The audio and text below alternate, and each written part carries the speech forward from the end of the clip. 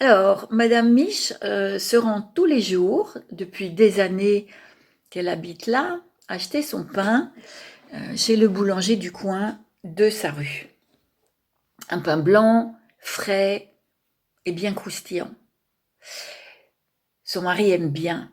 Et c'est ce que ce boulanger appelle un pain, depuis toujours. Un jour que Madame Miche se rend à sa boulangerie pour acheter son pain, elle reste figée devant les casiers de bois où d'ordinaire il y a tous ces pains pareils. Et aujourd'hui, elle voit des machins de formes différentes, de couleurs plus foncées, avec des graines collées dessus qu'elle ne reconnaît pas. Des machins bizarres qui ne ressemblent pas à du pain. Mais de son pain à elle, point.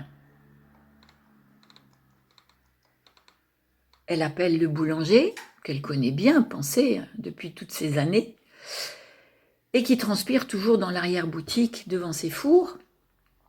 Elle a bizarrement une sensation de panique là qui lui monte dans le corps, à la gorge, et semble lui couper les jambes. Et c'est très gaiement que son boulanger lui explique que les temps ont changé, ma bonne dame, et qu'il a décidé de faire moins de pain. D'ailleurs là, ils ont tous été vendus, et de faire des bons pains bio aux graines. Vous devriez essayer, vous verrez. Mais dans la tête de Madame Miche, le scénario catastrophe est enclenché. Mon Dieu, comment va réagir Monsieur Miche s'il ne peut pas avoir son pain? Et ce pain-là, on ne peut pas savoir s'il ne va pas vous filer des maladies d'estomac. Et puis je vais être obligée de faire tous les jours des kilomètres pour trouver un autre pain comme celui-là, et c'est le seul qu'il aime, et ça va sûrement nous coûter plus cher, et je sais, il n'aimera pas. Et qui me dit qu'il n'y a pas des cochonneries dedans? Et puis il aura sûrement pas le même goût. Et puis ce sera encore ma faute et je pourrai plus donner du pain sec aux poules. Et puis c'est pas possible que ce soit aussi bon que mon pain. Et puis comment je vais lui annoncer ça à Monsieur Miche? Il risque d'en faire un infarctus, il va m'en faire tout un plat, il va sûrement arrêter de manger, il va faire la grève de la faim, hein, c'est clair. Et mon Dieu, il peut mourir demain.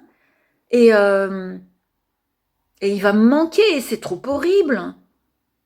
Je veux même pas y penser. Et là, Madame Miche sort dépitée de la boulangerie et je suis persuadée qu'elle est partie en quête d'une autre boulangerie où ils font encore du pain.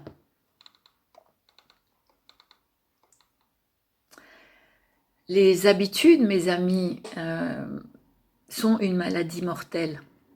La recherche de ce qui reste connu tue. L'enseignement ou le prêche de ce qui rassure est pure illusion de savoir. Bon, cette histoire, c'est un exemple parmi tant d'autres. Cette dame, je l'ai regardée faire et se liquéfier dans la boulangerie. J'ai vécu cette histoire. Le monde doute de tout ce qui innove. Et certes, nous sommes élevés dans une optique de paralysie systématique au changement.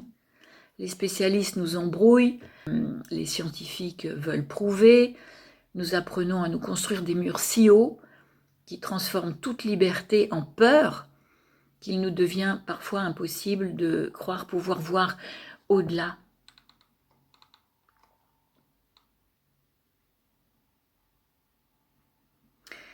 Vous savez, le regard vers l'infini, il permet de faire justement un pas après l'autre.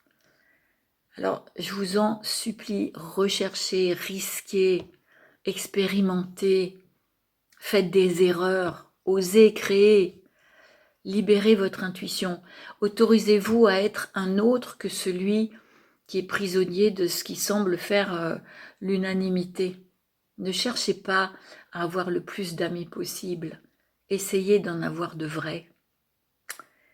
Aimez-vous comme vous aimeriez que les autres vous voient. Traquez l'inconnu pour vous surprendre et vous remplir de l'énergie de la bonne surprise.